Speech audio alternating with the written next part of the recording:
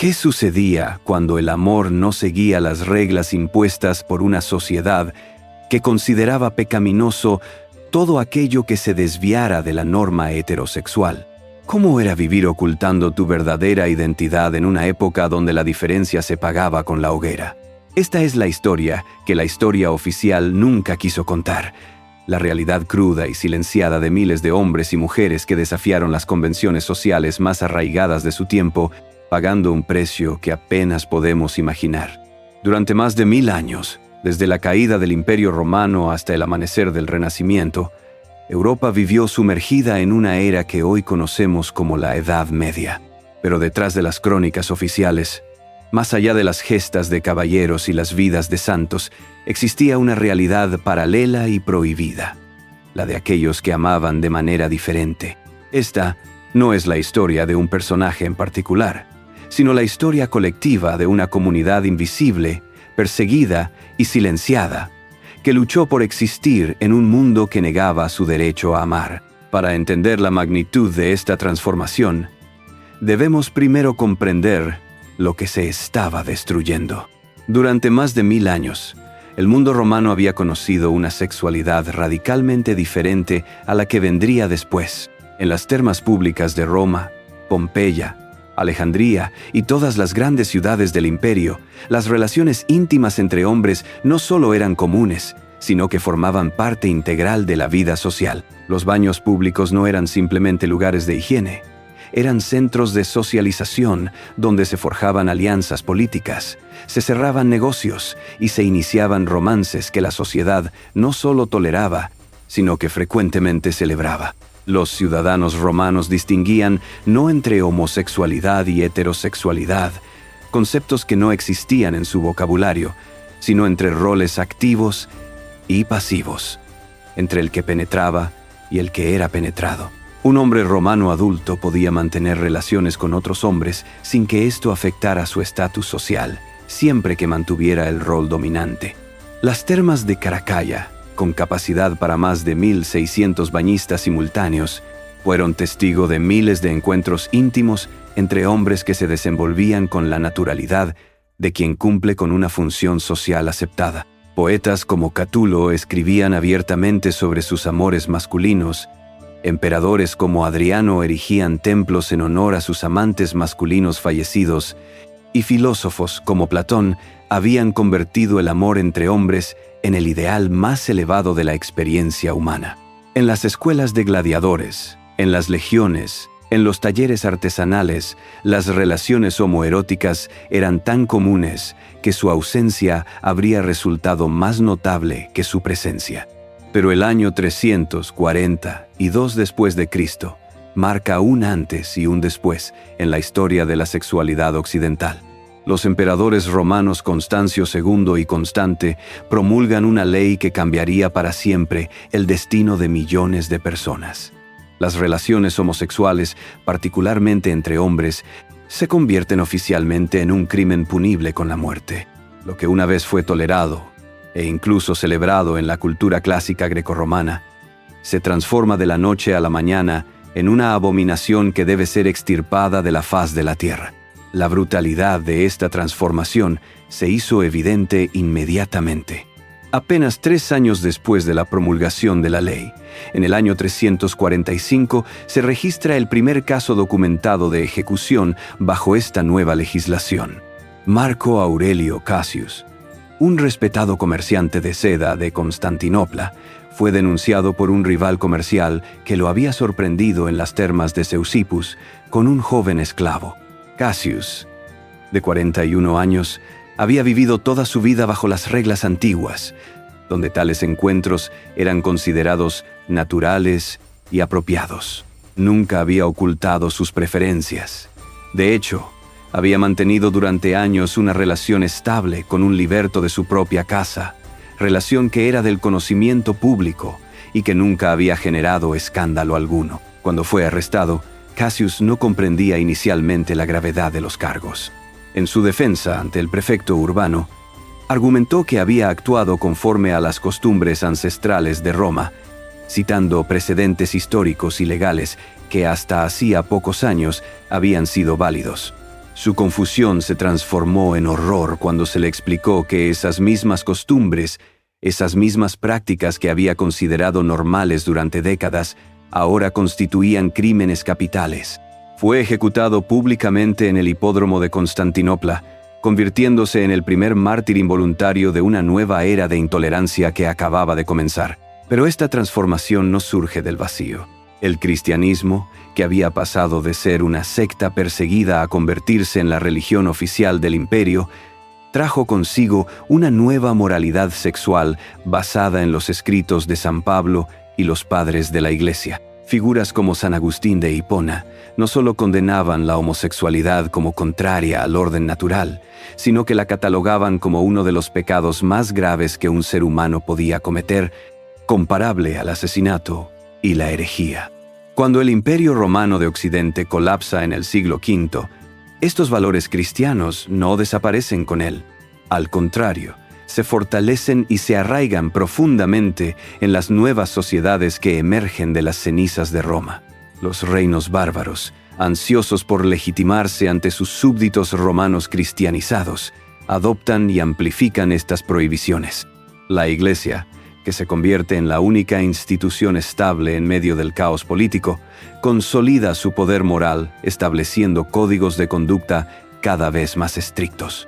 El verdadero punto de inflexión llega con las reformas gregorianas del siglo XI. El Papa Gregorio VII no solo busca purificar el clero de la corrupción y el nicolaísmo, sino que inicia una campaña sistemática para redefinir la sexualidad cristiana. La homosexualidad deja de ser simplemente un pecado individual para convertirse en una amenaza existencial contra el orden divino establecido. Este cambio de paradigma transforma la persecución esporádica en una campaña organizada y despiadada. Es en este momento cuando nace lo que los historiadores han denominado la gran persecución medieval. Lo que antes se manejaba con discreción o se castigaba con penitencias menores, ahora se convierte en motivo de excomunión, confiscación de bienes, tortura y muerte. La sodomía, término que engloba no solo las relaciones homosexuales, sino cualquier práctica sexual considerada no reproductiva, se equipara a la herejía y la traición.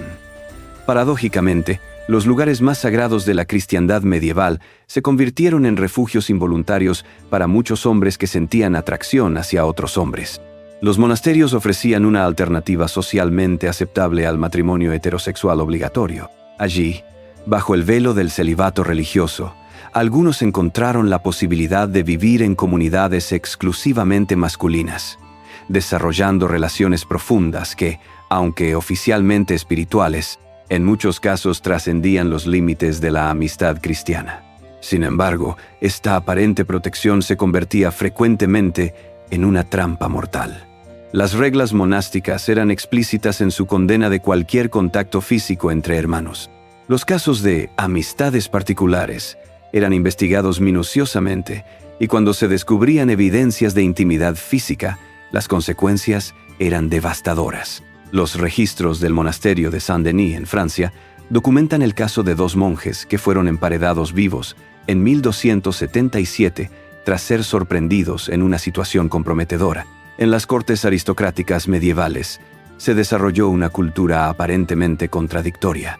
Mientras que públicamente se proclamaba la ortodoxia cristiana más estricta, en privado, florecía una cultura de ambigüedad sexual que permitía ciertas formas de intimidad entre personas del mismo sexo, siempre que se mantuvieran dentro de códigos específicos de discreción.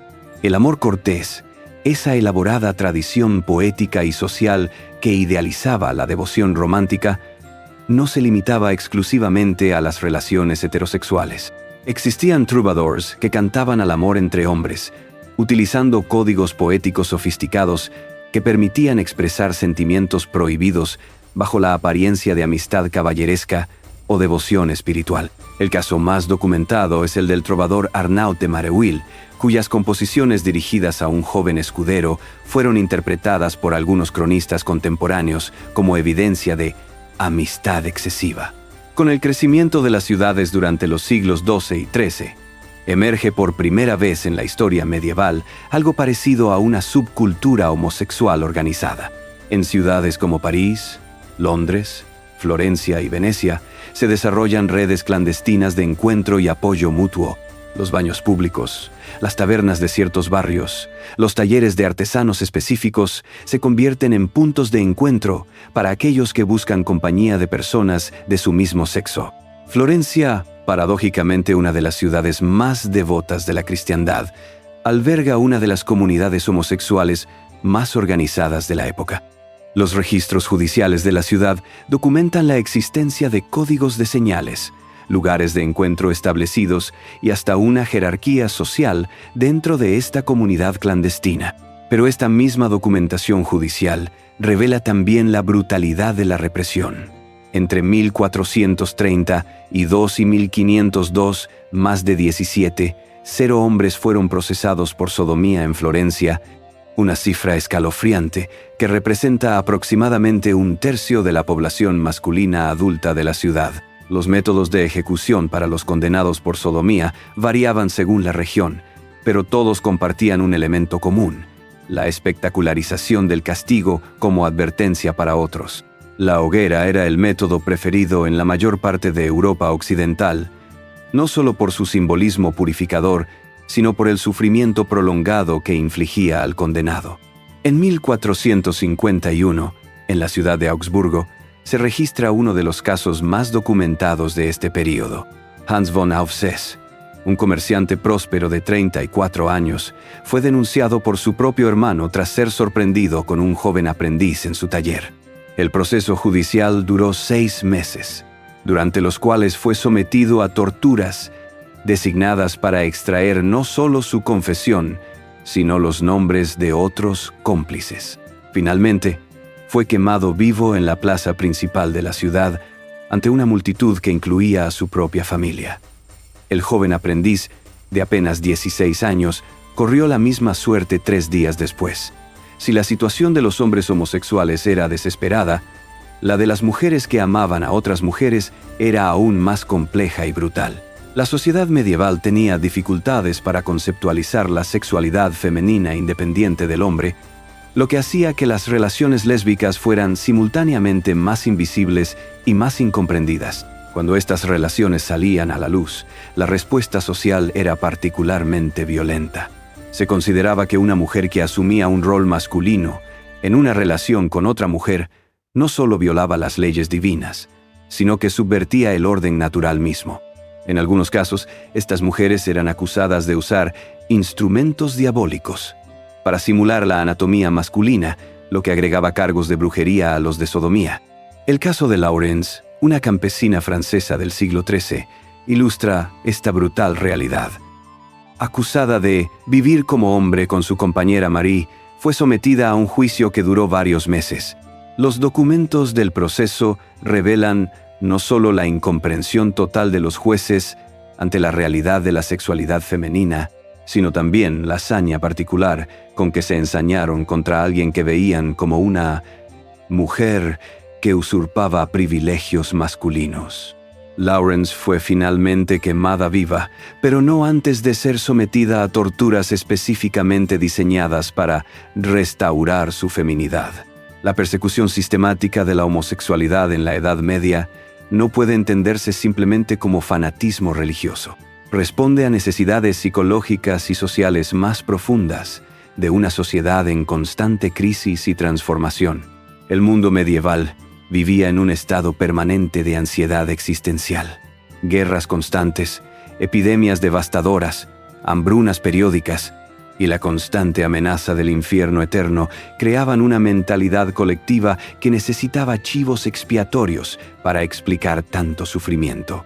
La homosexualidad se convirtió en el enemigo perfecto, invisible pero omnipresente, subversivo del orden natural y lo suficientemente minoritario como para ser sacrificado sin resistencia organizada. Perseguir a los sodomitas permitía a la sociedad medieval canalizar sus frustraciones y terrores hacia un grupo específico, creando una ilusión de control sobre fuerzas que en realidad escapaban completamente a su comprensión. Desde el punto de vista psicológico individual, vivir como homosexual en la Edad Media significaba desarrollar una personalidad profundamente dividida. La necesidad de mantener una fachada socialmente aceptable mientras se ocultaba la verdadera identidad sexual creaba niveles de estrés psicológico que podemos apenas imaginar. Los documentos personales que han sobrevivido, principalmente cartas y confesiones, revelan patrones consistentes de depresión, ansiedad extrema y lo que hoy reconoceríamos como síntomas de estrés postraumático. Después de conocer esta historia silenciada durante tanto tiempo, después de enfrentar la realidad brutal de lo que significaba amar de manera diferente en una época que consideraba esa diferencia como una amenaza existencial, debemos preguntarnos, ¿cuánto hemos avanzado realmente como sociedad? Los fantasmas de la persecución medieval han sido completamente exorcizados de nuestro mundo contemporáneo, ¿o siguen manifestándose de formas más sutiles pero igualmente devastadoras?